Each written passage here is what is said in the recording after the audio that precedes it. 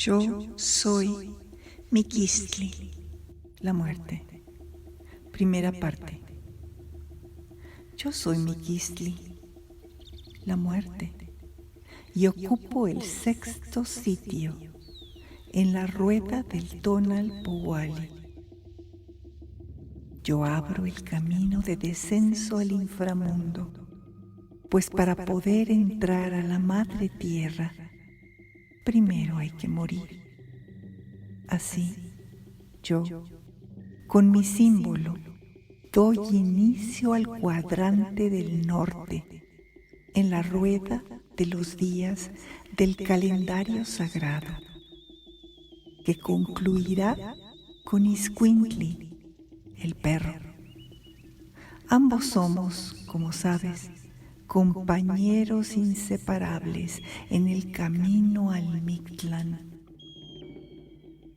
El norte es la región de los muertos, es la región del viento frío, es el sitio de la transformación. El Mictlán era la región a donde iban los que morían por Tlalmiquistli, es decir, literalmente muerte de tierra o muerte natural. Yo, Miquistli, tengo como glifo representativo a una calavera y frecuentemente porto puntos o manchas de distintos colores sobre mi rostro, los cuales representan los gérmenes vitales, las semillas de la vida, como representaciones de la eterna energía e incluso de los chalchihuites, como piedras preciosas de jade. Esos mismos puntos son los microorganismos y los gusanos que se alimentan de mí. Yo alimento a la vida y la vida me alimenta a mí. Yo como muerte jamás seré contemplada como un final, sino tan solo como un traspaso, como un escalón más en el ciclo de la existencia, el ciclo de las transformaciones. Yo soy el molino de la vida. Yo me alimento de los seres y ellos emergen de entre mis dientes destructivos a la nueva vida. Yo soy la transformación en el molino de la existencia. Como Miquistli y símbolo del norte, mantengo una relación estrecha con otros de mis compañeros de viaje en el calendario sagrado o Tonalpouali. En particular con Ejecatl, el viento, Iscuintli, el perro, Ocelotl, el jaguar, y Tecpatl, el cuchillo de sacrificio. Todos, de alguna u otra manera, somos el camino, la entrada y las entrañas mismas del inframundo. Yo, junto con Ejecatl Quetzalcóatl, formo una auténtica dualidad de vida y muerte, y nuestras relaciones quedaron eternamente unidas en la creación de la quinta humanidad, dado que Él rescató los huesos preciosos de los seres que vivieron en los 4 soles anteriores. Y yo, como Miquistli, el cráneo, soy la casa en tu cabeza. Soy el recinto sagrado de tus ideas. Yo soy el templo de tu tonali, tu energía vital, tu alma solar y celeste. Yo, como Miquistli, en el mundo ancestral mesoamericano era respetada y reverenciada y considerada como un medio para trascender del mundo terrenal. Yo soy las entrañas mismas de la Madre Tierra. Yo soy su útero gestador. Yo soy el santuario de la transformación que dará vida a partir de la muerte. Y por lo tanto, los portales que conducen hacia mí serán altamente venerados, buscados, reverenciados, santificados.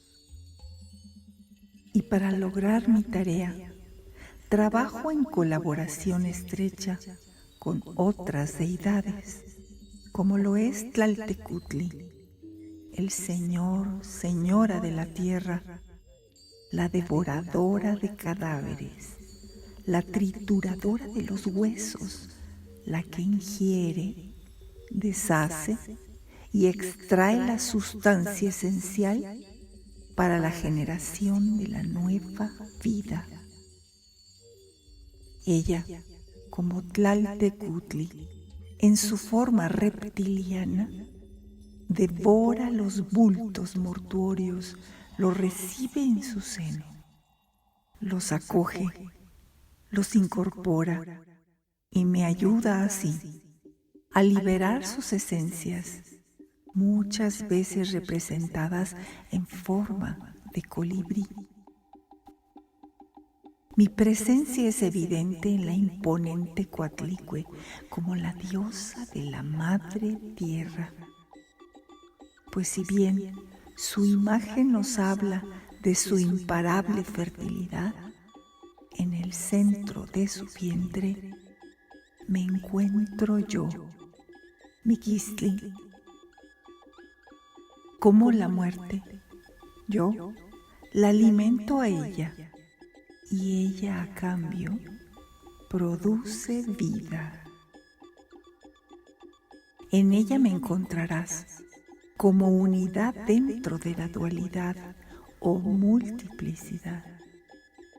2 corazones, 4 manos, 2 serpientes en lugar de cabeza y 2 garras de águila, pero solo yo en el centro, Miquistli, como unidad. Yo soy la muerte en su vientre centro. En ocasiones, la misma diosa Coatlicue porta mi rostro, que muestra hermosas incrustaciones de turquesa. Yo, con mi cráneo descarnado, yo con mis cuencas vacías, yo que aparentemente simbolizo el final, le recuerdo a todo aquel que me observa que todo lo que alguna vez vivió deberá irremediablemente volver a la Madre Tierra. Yo formo dualidad con la vida. Sin mí, ella no existiría, y sin ella, yo no tendría cabida en la existencia. Mi recinto sagrado es la dirección del norte, una de las 4 regiones míticas a donde van los muertos. Ahí en el Mictlán, como Tlaltecutli, el gran Señor de la muerte, yo habito y me poso en mi gran trono de huesos y con todo orgullo y magnificencia custodio celosamente los restos de todos los antepasados y seres que han habitado el planeta entero. Ellos son mi amado tesoro, ellos son mi legado precioso, ellos son mi orgullo y mi más dulce trascendencia. Era la costumbre que quienes se destinaban a venir a habitar conmigo en el Mictlán eran quemados y sus cenizas colocadas en una olla o jarro para ser enterradas en alguna habitación de la casa. Así, podrían aún convivir en alguna medida con sus seres queridos. Pero, según nos relata el padre Sahagún, después de 4 años, su última esencia salía definitivamente para venir a habitar conmigo hacia el lugar de los 9 inframundos. Los pueblos mesoamericanos me integraron a mí, Miquistli, en su ciclo cosmogónico, como una circunstancia más del devenir. Al morir, se renace, y al nacer, de alguna manera se muere. Un estado perpetuo de permanencia y dualidad. Y junto a mí en el Mictlán me acompaña mi gran señora, Mictlantzíhuatl o Mictecacihuatl, cuya labor es esencial en la creación y recreación de la vida misma. Ella es la encargada de enviar a la madre embarazada el alma del nuevo ser que vendrá a la vida, simbolizado como un colibrí. Ella, como muerte, genera la vida. Como señora de la muerte, Mictlantzíhuatl, su intervención es crucial, pues es la encargada de separar al niño de su madre. Para que haya una vida independiente, ella debe cortar el cordón umbilical que ata al hijo con la madre. Pero mi recinto es 1 y 9 a la vez. Los Chiconaumictlán, los 9 inframundos, las regiones de la oscuridad, las entrañas de la tierra, el tránsito por la noche oscura, en un sendero entreverado con las raíces más densas del árbol sagrado.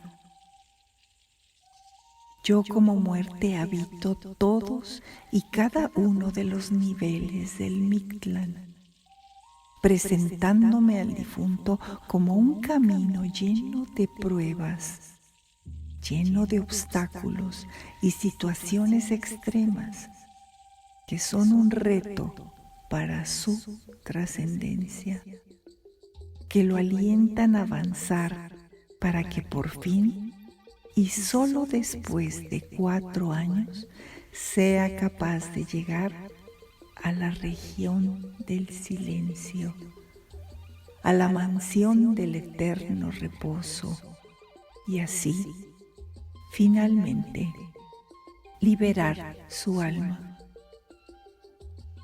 El Mictlán es el lugar donde yo habito y es donde se encuentran los tesoros, las semillas, los huesos de los antepasados y las riquezas que forman a la muerte en vida. Yo soy el lugar del renacimiento. Y los muertos que iban a mi recinto se les amortajaba para formar los bultos mortuorios que servían para contener a los muertos, atándolos de tal manera que quedaran en posición sedente. Y en el caso de ser un gran señor, se le adornaría con joyas, con las que luego de ser cremado, sería sepultado en una fosa en forma de herradura, donde serían depositadas sus cenizas.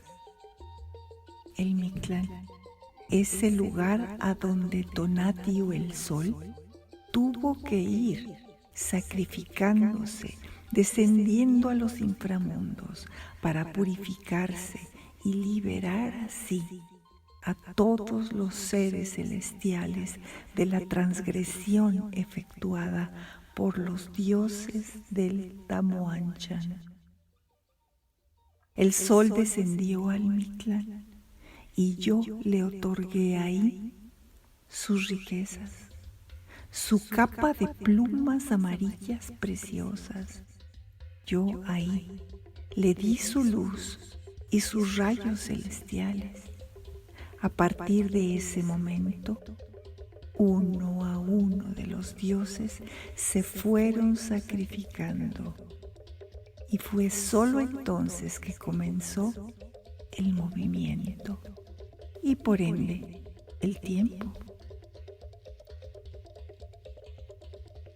En muchas ocasiones, las representaciones que se han hecho de mí para muchos han resultado impactantes, como es el caso de mis dos estupendas esculturas que hacían alarde de su magnificencia en la Casa de las Águilas, dentro del recinto sagrado del Templo Mayor, una teñida de azul y otra teñida de negro. Y sin duda, uno de mis rasgos distintivos fue mi enorme hígado suspendido como una flor de dos grandes pétalos y un centro, es decir, los dos lóbulos y la vesícula biliar, representados no de manera naturalista, sino simbólica, como el asiento del Ijiyotl, una de las tres almas humanas relacionadas con los instintos, con la animalidad, con las pasiones y los inframundos. De tal manera, hígado e inframundo, muerte y raíces, instintos animales y nahual quedaron para siempre ligados. Sin embargo, otro de mis atributos distintivos en estas esculturas fueron los orificios hechos sobre mi cabeza, a manera de colador, con el objeto de poder así colocar pelo natural o tal vez alguna fibra vegetal que seguramente sería rizado, pues ese era el símbolo de las deidades de la muerte, tales como Tlaltecutli. Los rituales que se llevaban a cabo quedaron al descubierto cuando hallaron restos de 2 a 3 centímetros de espesor de hierro y proteínas desde mi cabeza y a todo lo largo de mi espalda, lo cual indicaba que había restos de hemoglobina y eritrocitos humanos. Tal como existe la evidencia en el Códice Magliabechiano de un sacerdote subido en una escalera, vertiendo sangre sobre mi cabeza y que seguramente escurriría por mis espaldas en una de mis efigies. La sangre portadora de energía, fortalecedora y vivificadora me infundía vida y calor. Y siguiendo mis características representativas, también aquí mi rostro mostraba los típicos círculos amarillos como evidencia de la putrefacción de los cadáveres. Es por todo esto que al Mictlán se le conoce como el lugar de la muerte, el lugar oscuro, apestoso, frío, un lugar de temor que en náhuatl se le llamó Iuhki Mikitzinko, que se traduce como en el trasero del muerto. No en balde, por esta razón, es que mis representaciones mayas fueron muy evidentes en esta descripción. Pero si algo me distingue, es que soy un ser parcialmente descarnado, y es común que en una gran cantidad de mis representaciones, al menos mis manos y mis pies se dibujaron aparentemente encarnados. Frecuentemente, al menos, mi cabeza o una parte de ella, la mandíbula en especial, tendría una porción ósea, aunque con piel en secciones, como en la oreja, imprescindible para mostrar una de mis insignias, la orejera de hueso. En algunas ocasiones mi imagen se encontró asociada a la práctica de la antropofagia, con evidencias que muestran claramente cómo, en ciertas festividades, a manera de acto ritual y de comunión, se apropiaban mediante la ingestión de las cualidades del Dios que había poseído al prisionero sacrificado. No en balde, en el Códice Florentino se me describió como nuestra madre, nuestro padre Mitlantecutli, permanece con gran sed de nosotros, permanece con gran hambre de nosotros, permanece jadeando, permanece insistiendo. Con frecuencia se me representa ostentando una larga lengua fuera de mi boca, a veces sustituible por un cuchillo de pedernal, por un tecpatl. En diversas pinturas parece claro que trata de imitar la lengua de fuera de un mamífero muerto. Pero también existe otro cuchillo que suele ubicarse cerca de mi nariz o en la cavidad de la nariz, que es mi aliento frío, semejante al viento que sopla en el Itztecayan, el cuarto nivel del inframundo, en donde sopla un viento helado que corta como navajas de obsidiana. Mis atributos son muy específicos y detallados, como en esta mi imagen, tallada en piedra, como Señor del inframundo. Observarás que tengo mi rostro descarnado y llevo un rosetón de papel plisado sobre mi frente, un claro signo de las deidades del inframundo. Y en mis articulaciones llevo mascarones con grandes colmillos, y en lugar de manos tengo garras, atributos relacionados con las diosas de la tierra. También porto un collar formado por 2 serpientes del que penden conchas marinas. En mis antebrazos traigo adornos de papel y pulseras de corazones en mis muñecas, y en mi nuca un adorno con una xiucoatl, una serpiente de fuego, y en la espalda un gran torrente de sangre y 2 bandas de papel. Y evidencias de mi estrecha relación con Tecpatl o el cuchillo de pedernal han quedado ampliamente mostradas en los múltiples hallazgos del templo mayor. Mi culto es ancestral y representaciones mías hay por miles, como en esta estela de Izapa, donde aparezco dando vida a través de mi cordón umbilical. Pero sin duda, la referencia a mis rituales la verás en entierros ancestrales que datan en nuestro territorio desde el Pleistoceno tardío, es decir, 12.000 años de antigüedad, en numerosas cuevas halladas en el proyecto del gran acuífero maya. Fin de la primera parte.